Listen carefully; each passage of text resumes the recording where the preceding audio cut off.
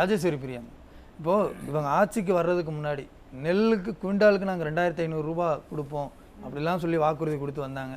சொன்ன வாக்குறுதிகள் எதையும் செய்யலை, பரவாயில்ல. பட்ஜெட்டில் அறிவிக்கிறாங்கல்ல, நாங்கள் இந்த நவீன நெல் கொள்முதல் நிலையங்கள் அமைப்போம்னு சொல்கிறாங்க, தார்பாய்கள் கொடுப்போம்னு சொல்கிறாங்க.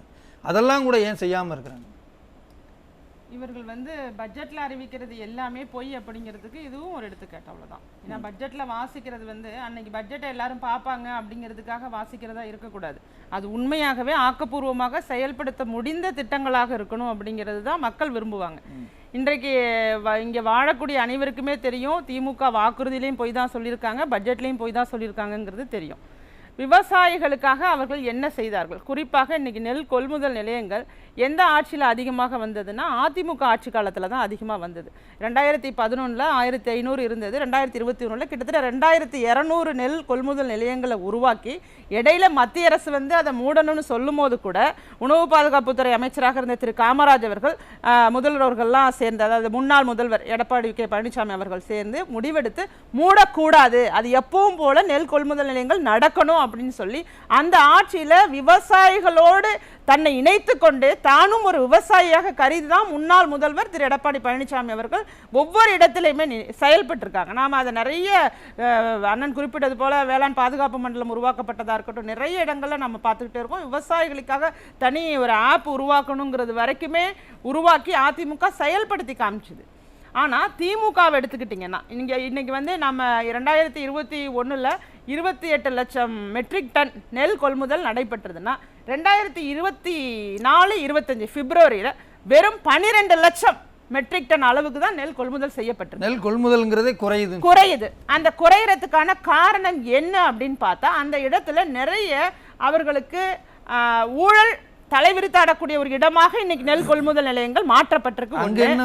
நிர்வாகத்திறன் இல்லைங்கிறது தான் மிக முக்கியமான. நிறைய ஊழல்னா இப்ப வந்து அங்கங்க நேரடி கொள்முதல் நிலையங்கள் திறக்கலாம்ங்கிறாங்க. அது அவுட் சோர்சிங் எடுக்கிறது யாரா இருக்காங்கன்னு கேட்டா திமுகவை சேர்ந்தவர்களா இருக்காங்க.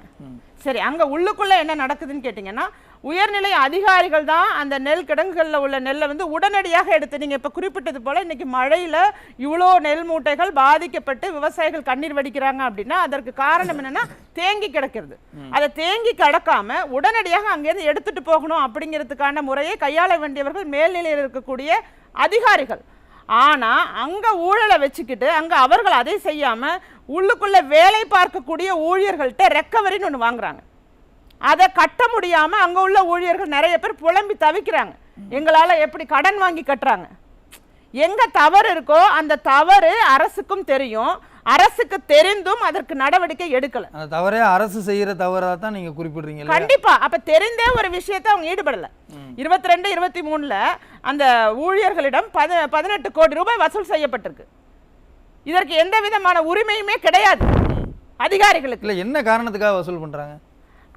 அந்த இடத்துல வந்து இப்போ பணிகள் நடக்கலைங்க. பணிகள் நடக்காமல் தேங்கி கிடக்கு அப்படிங்கிற இடத்துல யார் மேலே பழி விழுகுதுன்னா, யார் மேலே உண்மையாக தவறு செய்கிறவங்க அரசியல்வாதிகளோட தொடர்பு கொண்டு அங்கே நடக்கிற ஊழல்களுக்கெல்லாம் துணை போயிட்டு தவறு செய்யாத ஊழியர்கள் மேலே வைக்கிறாங்க. அந்த இடத்துல அதுதான் அது பிரச்சனையாக இருக்குது. ஏன்னா விவசாயிகளிடமே ஒரு மூட்டை 80 கிலோ மூட்டை வருதுன்னா அது 2ஆ போட்டுக்க, 40 கிலோ 40 கிலோவாக போடு. அப்போ இந்த மூட்டைக்கு 30 ரூபா கொடுக்கணும் ஒரு மூட்டை தைக்கிறதுக்கு அப்படின்னா அதுக்கு நீ 80 ரூபா கொடு. எப்படின்னா இதே தான் அந்த டாஸ்மாக்ல நடப்பது போல 80 ரூபா தான் கொடுக்கணும். அப்போ அந்த இடத்துல அவங்களாலாம் எதுவுமே மறுப்பு சொல்ல முடியாது. இது மாதிரி ஒவ்வொரு நேரடியாக விவசாயிகளிடம் வாங்காமல் வியாபாரிகள் மூலமாக வாங்குறது, அங்கே எப்படி ஊழல் செய்யலாம்? இல்ல, நேரடி கொள்முதல் நிலையம்னு அதுக்கு பேர். அதோடைய நோக்கமே அடிப்படையாக அந்த சம்பா குருவை இதன் மூலமாக விவசாயிகள் வந்து நேரடியாக நெல் கிடங்குகளில் வச்சு அடிப்படையா ஒரு விலை நிர்ணயிப்பாங்க. அரசாங்கம் எந்தவித நஷ்டமும் இல்லாம விவசாயிகள் அவர்களுடைய உழைப்புக்கேற்ற ஒரு ஊதியத்தை பெற வேண்டும் என்பதற்காக திறக்கப்பட்ட இந்த கிடங்குகள்ல என்னென்ன விதத்திலெல்லாம் ஊழல் செய்ய முடியும், எப்படியெல்லாம் கட்சிக்காரர்கள் சம்பாதிக்க முடியும் அப்படின்னு சாப்பிடுற சோத்துல ஊழல் செய்யறாங்கல்ல. இது என்ன விதத்துல நியாயம்? அந்த ஊழலின் வெளிப்பாடு தான் இன்னைக்கு மழையில இப்படி நடக்கிறதா? கண்டிப்பா. இந்த ஊழலோட வெளிப்பாடு நிர்வாகத்திறன் இல்லாம பிப்ரவரி மாதம் மழை பெய்யும் அப்படிங்கிறத வானிலை மையம் அறிவிப்பு கொடுத்துட்டு, அப்ப பிப்ரவரி மாதத்திலிருந்தே நாம அலர்ட் ஆயிக்கணும். அது என்னைக்கு மழை வரும்னு தெரியாது. ஏன்னா இந்த நிலை இந்த வெப்பம் இந்த சூழ்நிலை வானிலைலாம் அக்யூரஸியா சொல்றதை விட நீங்க குறிப்பிட்ட காலத்துல சொல்லிட்டாங்கன்னா அலர்ட்டா இருந்துக்கணும். பிப்ரவரி மார்ச் ஏப்ரல்னு நீங்க எப்ப வேணாலும் மழை வரும் அப்படிங்கறத நீங்க ப்ரிப்பேர்டா இருந்துக்கணும்ல. ஏன் இல்ல?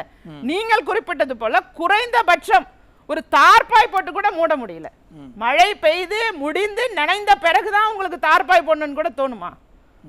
அப்ப அந்த உங்களை நம்பி நெல் மூட்டைகளை அங்க வச்சுட்டு பாதுகாப்பாக இருக்கும் அப்படிங்கிற விவசாயிகளுக்கு எவ்வளவு பெரிய ஏமாற்றமா போயிடும். சரி, நீங்க என்ன பண்றீங்க? அப்படி நெல் நனைஞ்சு போயிடுச்சுங்கிறதுக்காக அதே விளக்கா எடுத்துக்க போறீங்க. அங்கேயும் அது கிடையாது. அதோட ஈரப்பதத்தோட தன்மையை பாக்குறீங்க. அந்த நெல்லுடைய ஈரப்பத தன்மையை பொறுத்து தான் நீங்க ஒரு விலையை நிர்ணயம் பண்றீங்க. இல்ல, அது ஈரப்பதம் அதிகமாக காரணமாகவே இந்த அரசினுடைய தவறுகள் தானே இருக்கு. அதை உணரல. அப்ப அந்த இடத்துலயும் யார் வயித்துல அடிக்கிறாங்க? தவறு செய்தது அரசோட நிர்வாகத்திறன் இல்லாம அதை காப்பாற்ற வேண்டிய நிலையில இருக்கவங்க காப்பாற்றாம விட்டுட்டு அதற்கு சம்பந்தமே இல்லாம எந்த தவறும் செய்யாம கடனை உடனே வாங்கி விவசாயம் செய்து எப்படியாவது நம்ம மக்கள் அதான் இன்னைக்குங்க எல்லா மாநிலத்தை விட பின்னாடி போயிட்டு இருக்கோம் அரிசி உற்பத்தியில. மற்ற கர்நாடகாவிலையும் ஆந்திராவிலையும் அரிசி வாங்கி சாப்பிடக்கூடிய நிலை சோழ நாடு சோறுடைத்துன்னு சொன்ன ஒரு தமிழ்நாட்டுக்கு இந்த டெல்டா பகுதிக்கே வந்துட்டு அப்படிப்பட்ட ஒரு நிலையை இன்னைக்கு உருவாக்கி இருக்கு இந்த திமுக அரசு. சரி, இந்த விவகாரத்துல முழுக்க முழுக்க பாதிக்கப்படுறது விவசாயிகள் தான் சொல்லும்போது வேளாண் பட்ஜெட்டுன்னு விளம்பரம் பண்ற அரசுக்கும் டெல்டாக்காரன்னு தன்னை அறிமுகப்படுத்திக் கொள்ளக்கூடிய முதல்வருக்கும் இது தெரியாதா? அவர்களுடைய வேதனையை இவங்க பார்த்து அதை சரி பண்ணணுன்ற எண்ணம் உங்களுக்கு இல்லையான்னு? எப்படிங்க குண்டாஸ்ல தூக்கி விவசாயியை போட்ட ஒரு கொடுமையான ஆட்சிங்க இது. விவசாயி மேல குண்டாஸ் போட்ட ஒரு ஆட்சி. இவர்களுக்கு எப்படி ஒரு விவசாயியோட வேதனை புரியும்? தற்கொலை செய்து கொண்டாங்க. அவர்களுக்கெல்லாம் இவங்க என்ன நிவாரணத்தொகை எவ்வளவு கொடுத்துட்டாங்க? எத்தனை விவசாயிகளுக்கு இவங்க என்ன சப்போர்ட் பண்ணிருக்காங்க? எதுவுமே கிடையாது. விவசாயிகள்னா என்னன்னே தெரியாது. இவர்கள் நான் டெல்டாக்காரன்னு சொல்றதோ பச்சை துண்டு போட்டுக்கிறதோ இதெல்லாம் நாடகம் தான். இப்ப கூட 3 லட்சம் டன் நாங்க உயர்வா நெல் கொள்முதல் செஞ்சிருக்கோம்னு பொய் சொல்றாங்க. ஏன்னா விவசாயிகள் வீறு கொண்டு எழுந்து இந்த உண்மையெல்லாம் வெளியில வராதுன்னு நினைக்கிறாங்களா என்னன்னு தெரியல. நானும் ஒரு டெல்டா பகுதியை சேர்ந்தவங்களாம் ஆதங்கத்தோட சொல்றேன். நீங்க நினைக்கலாம் விவசாயிகளுக்கு நீங்க பேசுறதெல்லாம் தெரியாது குறைஞ்சிருக்குன்னு சொல்றீங்க மற்ற மாநிலங்களோட ஒப்பிடும்போது. அப்புறம் எப்படி கூடுதலா இவங்க கொள்முதல் பண்ணாங்கன்னு சொல்றாங்க? இவர்கள் சொல்வது பொய். நான் தான் கணக்கோட சொல்றேனே. 21ல 28 லட்சம் டன் மெட்ரிக் டன் கொள்முதல் செய்யப்பட்டிருக்கு. இந்த கட்டமைப்புகள்லாம் சரியா இருந்ததுனால 23ல 44 லட்சம் டன் பண்ணப்பட்டிருக்கு. அடுத்த வருஷமே இவங்க 17 லட்சம் டன் வித்தியாசத்துல குறைச்சிட்டாங்க. திரும்ப குறைச்சிட்டாங்க. இவங்களால ஒரு நிர்வாக திறனோட செய்ய முடியலங்கிறதுக்கு எல்லாமே நாம தரவுகளை பார்த்து தான் சொல்றோம். இல்ல, இவரோட நிர்வாக திறமையின்மை தான் இத்தனைக்குமே காரணமா இல்ல அது பின்னணியில வேற ஏதாவது அஜெண்டா இருக்கு? அந்த ஊழல் சம்பாதிக்கணுங்கிற எண்ணம் எந்த இடத்துல தலை தோங்குதோ அந்த இடத்தை யாருக்காக அமைக்கப்பட்டதோ விவசாயிகளுக்காக அமைக்கப்பட்டதுங்கிறத மறந்து இங்க அவுட் சோர்சிங் செய்யறவங்களுக்கும் அங்க உள்ள மேல உள்ள அதிகாரிகளுக்கும் அதுல இருந்து வரக்கூடிய கமிஷன்ல இருந்து கட்சிக்காரவங்களுக்கும் இந்த இடத்துல கமிஷன் வாங்கி கட்சிக்காரவங்க வாங்கிட்டு இருக்காங்கன்னு என்னால நிரூபிக்க முடியும். டாஸ்மாக்கு அடுத்தபடியாக மிகப்பெரிய ஊழல் நடக்கக்கூடிய இடங்கள்ல நெல் கொள்முதல் நிலையங்களும் ஒன்றாக இருக்கு. இது இல்லைன்னு யாராலையும் மறுக்கவே முடியாது. இந்த கடந்த 3 ஆண்டுகளாக நாங்க எல்லா ஃபீல்டுல எல்லா துறை வாரியாகவும் என்னென்ன நடக்குதுங்கிறத பாக்குறது தான் ஒரு கட்சியை தொடங்கி முதன்மையான பணியாக நான் செய்து கொண்டிருக்கிறேன். அப்படி இருக்கும் போதே நெல் கொள்முதல் நிலையங்களில் நடக்கக்கூடிய ஊழல் என்பது மிகப்பெரிய பட்டியல். இந்த ஒரு நிகழ்ச்சியில என்னால சொல்லி முடிக்க முடியாது. சொல்லி முடித்தாலும் அந்த அளவுக்கு பட்டியல் மிக நீளமானதுன்னு சொல்றீங்க. இப்போ விவசாயிகள் பேசும்போது கூட என்ன சொல்றாங்கன்னா, ஒரு டாஸ்மாக்கு நீங்க தனியா கிடங்குகள் அமைச்சிருக்கீங்க, அதை பாதுகாக்கிறீங்க, அதன் மேல கண்ணும் கருத்துமா இருக்கீங்க. விவசாயிகளுக்கும் அது மாதிரியான ஒரு கவனத்தை ஏன் செலுத்த மறுக்கிறீங்க அப்படின்றது தான் இந்த அரசாங்கத்தை நோக்கி விவசாயிகளுடைய கேள்வியா இருக்குது. அதை எப்படி பாக்குறீங்க? அதான் அதுல என்னன்னா, இப்ப விவசாயிகள் பாதிக்கப்படும் போது இவங்க அதுல ஒரு கணக்கு காண்பித்து வேற இடங்கள்ல இருந்து கொண்டுட்டு வர மாதிரி வச்சு அதுல ஒரு கமிஷன் பெறலாம் அப்படிங்கக்கூடிய ஒரு எண்ணம் தான் அவங்கள்ட்ட இருக்கே தவிர விவசாயிகள் பாவம் அவர்கள் அந்த அந்த விவசாயத்தை அந்த சீசன்ல செஞ்சு முடிக்கிறதுக்கு எவ்வளவு சிரமப்படுறாங்க, எவ்வளவு கடன் வாங்குறாங்க, எவ்வளவு உழைக்கிறாங்க, அவர்களுக்கு அந்த அந்த அளவுக்கு லாபம் வேண்டாங்க, நஷ்டம் இல்லாம இருக்கணும்ல. ஒவ்வொரு விவசாயியும் கண்ணீரோட சொல்றது அதுல நஷ்டம் அடைஞ்சுதான் தற்கொலை மேற்கொள்றாங்க. நஷ்டம் இல்லைன்னா கூட புண்ணியமா நினைச்சிட்டு போயிடுவாங்க. உண்மையிலேயே தமிழக விவசாயிகள், தமிழ்நாட்டுல நமக்கு விவசாயம் செய்து கொடுக்கக்கூடிய விவசாய பெருமக்கள் எல்லோருமே ஒரு தாய்க்கு சமம். இதுல எனக்கு லாபம் இல்லைனாலும் நஷ்டம் இல்லைன்னா போதுங்கிற ஒரு எண்ணத்தோட தான் விவசாயமே மேற்கொள்றாங்க. ஆனால் அது நஷ்டத்தை ஏற்படுத்தணும் அப்படிங்கிற இன்டென்ஷனோட இந்த திமுக ஆட்சி நடக்குது பாருங்க. இல்ல விவசாயிகளை நஷ்டப்படுத்துறதுல கஷ்டப்படுத்துறதுல இந்த அரசுக்கு என்ன பலன் இருக்கும்? ஒருத்தரை நஷ்டப்படுத்தி இவங்க லாபம் அடைகிறாங்க. அதத்தான் குறிப்பிடுறேன். பிற மாநில இங்க பத்தல, இங்க உற்பத்தி போதலன்னு சொல்லி பிற மாநிலங்கள்ல இருந்து கொள்முதல் செய்வதற்காக அதுக்கு அவங்க தனியா அந்த கமிஷன் வச்சு அதன் மூலமாக வர வைப்பதற்கு ஒரு தனி மனிதர்கள் தனியா ஒரு குடும்பமோ லாபம் சம்பாதிப்பதற்காக பல விவசாயிகளோட வயிற்றுல அடிக்கிறாங்க. இல்ல அப்படி செய்தா பிற மாநில விவசாயிகள் வாழ்வாங்க, நம்ம மாநில விவசாயிகளுக்கு அது அவர்களுக்கு கவலை கிடையாது. அவர்களுடைய நோக்கம் எப்படியாவது இதற்கு முன்னாடி 10 வருஷம் ஆட்சியில இல்ல, இந்த 5 ஆண்டுகளுக்குள்ள எல்லா துறைகளிலிருந்தும் கொள்ளையடிக்க வேண்டும், உறிஞ்சி தள்ளினுங்கிறதுல தான் அவங்க உறுதியா இருக்காங்கிறது நான் சொல்லவில்லை, மக்கள் சொல்றாங்க. ஒவ்வொரு இடத்துலயுமே சொல்றாங்க. அதாவது இதற்கு முன்னதாக இருந்த திரு எடப்பாடி கே பழனிசாமி அவர்களுடைய ஆட்சி ஒவ்வொரு துறை வாரியாகவும் தனியாவே பிரிக்கலாம், எக்கனாமிக்கலாகவும் எமோஷனலாகவும் எத்தனை நலத்திட்டங்கள் ஒவ்வொரு துறை வாரியாக அவர்கள் செய்தார்கள் என்பதை முன்னால் பட்டியலிட முடியும். ஆனால் திமுக என்னென்ன திட்டங்கள் செய்தார்கள்னு சொல்லுங்க. ஆனா கடன் மட்டும் வாங்குறாங்களே மேம், 1 லட்சம் கோடி கடன் வாங்குறாங்க ஆண்டுதோறும். இந்த சின்ன சின்ன விஷயங்கள் கூட விவசாயிகளுக்கு செய்து தர முடியாது. அவங்க கடன் வாங்குறது கூட அது எதுக்காக அந்த நிதி ப்ராப்பரா அந்த திட்டத்திற்கு போய் சேருதா, செயல்முறைக்கு படுத்தப்படுதா, அதெல்லாம் நாம இன்னும் எல்லாமே நம்ம போய் பார்க்க வேண்டிய இடத்துல இருக்கோம். இன்னைக்கு அவங்கள்ட்ட இருந்த அமைச்சரை தான் சொன்னார் 30,000 கோடின்னு. எப்ப 2 வருஷத்துக்கு முன்னாடி 30,000 கோடி கொள்ளடிச்சிட்டாங்கன்னு. இன்னைக்கு அதுல இன்னொரு 0 போட்டுக்கலாம், அல்லது இன்னொரு 0 கூட போட்டுக்கலாம். நீங்க சொன்ன மாதிரி கடன் வாங்கின தொகையெல்லாம் எங்க போகுது, யாருக்கு போகுதுங்கிற இடமே இங்க நமக்கு குழப்பமா இருக்கே. நீங்க கடன் வாங்கி திட்டங்களை செய்து முடிச்சா பரவாயில்ல, ஒரு ஒரு நெல் கிடங்க பராமரிக்கிறதுக்கு அடிப்படையான விஷயம் கூட உங்களால செய்ய முடியலன்னா நீங்க என்ன பட்ஜெட்டை வாசிச்சு என்ன அர்த்தம்? அந்த தொகை எதற்காக? இன்னைக்கு விவசாயிகள் கேள்வி கேட்கலங்க, கண்ணீர் வடிக்கிறாங்க.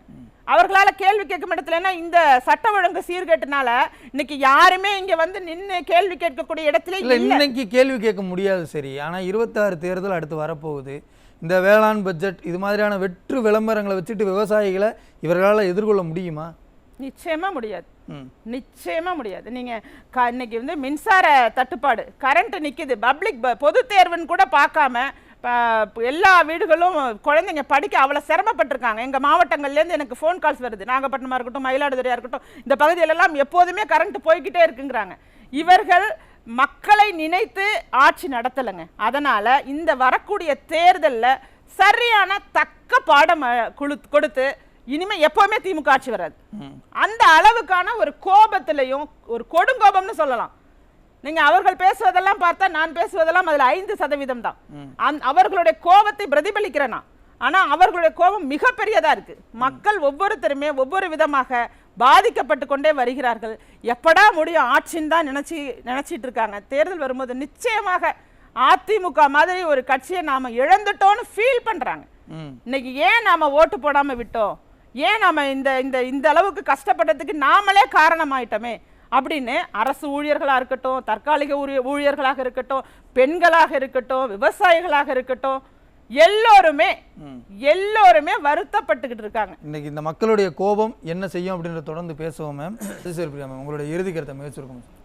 தமிழ்ச்செல்வன் விவசாயி அண்ணன் அவர்கள்ட்ட நான் ஊழல் நடக்கிறதுல டாஸ்மாக் அடுத்தபடியான இடத்துல நெல் கொள்முதல் நிலையங்கள் இருக்குன்னு சொன்னேன். அவங்க சரியா காதுல வாங்கல. 18 கோடி ரூபாங்கிறது தெரிஞ்சே, அதாவது ஓப்பனாக இவங்கள்ட்டேருந்து கலெக்ட் பண்ணியிருக்கக்கூடிய அமௌண்ட்டை அதை அவங்க வாங்கியிருக்கக்கூடாதுங்கிறது குறித்து தான் நான் பேசினேன். இதில் நிறைய இருக்கிறதுனால இது பற்றி இன்னுமே விவரமாக பேசுவதற்கு இன்னொரு நிகழ்ச்சியை வைக்கலாம். ஏன்னா இது விவசாயிகளுடைய பிரதான பிரச்சனை. இன்றைக்கு விவசாயிகள் குறித்து விவாதிப்பதற்கு இந்த நியூஸ் டே இன்னைக்கு வாய்ப்பளித்ததுக்கு நன்றி சொல்கிறேன். தமிழக ஊடகங்களும் மக்கள் நலன் கருதி மக்களுக்கான ஒரு விவாதத்தை எடுக்கணுமே தவிர அரசியல் ஆதாயத்திற்காக அந்த ஒரு டீலிங்கில் போய் எல்லாருமே பேசி இன்னைக்கு திமுகவுக்கு ஆதரவு ஊடகங்களாக மாறி மக்கள்கிட்ட தவறான கருத்துக்களை எடுத்து சொல்கிறாங்க. இன்னைக்கு நம்ம ஏன் பிரச்சனை ஓம் பிரச்சனைன்னு பிரிக்க முடியாது. விவசாயிகளுடைய பிரச்சனை நம்ம எல்லாரோடையும் சாப்பாட்டு பிரச்சனையாக தான் அதை பார்க்கணும். திமுக அரசுக்கு ஒரு துளி கூட விவசாயிகள் மேல அக்கறை கிடையாது, வரப்போறதும் கிடையாது. மக்கள் புரிஞ்சுக்கிட்டாங்க. அடுத்த தேர்தல்ல அதற்கான பாடத்தை கொடுப்பாங்க.